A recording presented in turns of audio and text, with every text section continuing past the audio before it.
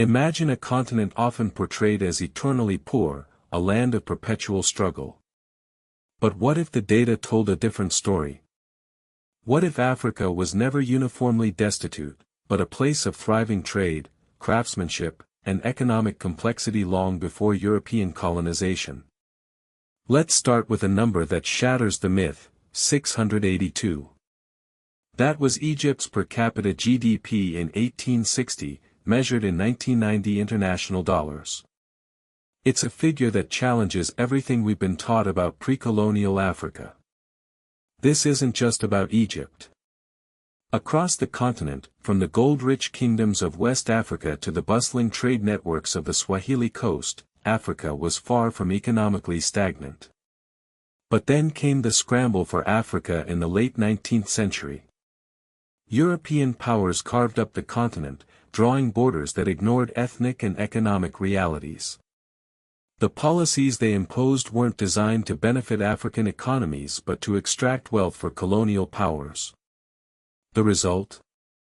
Over 200 distinct economic crises between 1860 and 2014 across 13 key nations, from hyperinflation in Zimbabwe to banking collapses in Nigeria.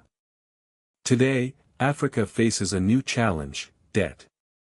African countries pay $70 billion annually in debt service, draining 20% of national budgets that could be spent on infrastructure, education, or healthcare.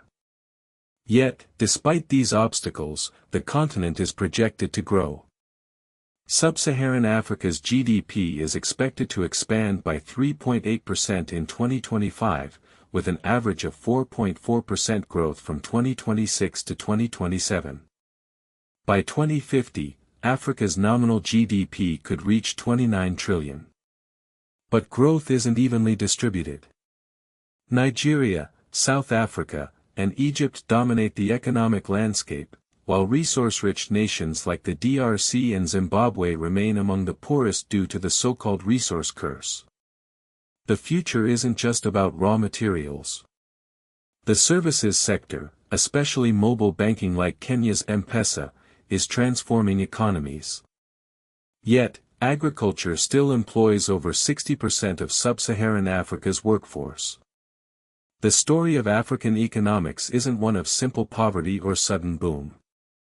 It's a tale of resilience, of a continent navigating the legacy of colonialism while forging its own path. The data doesn't lie. Africa was never as poor as we've been led to believe, and its future is brighter than the stereotypes suggest.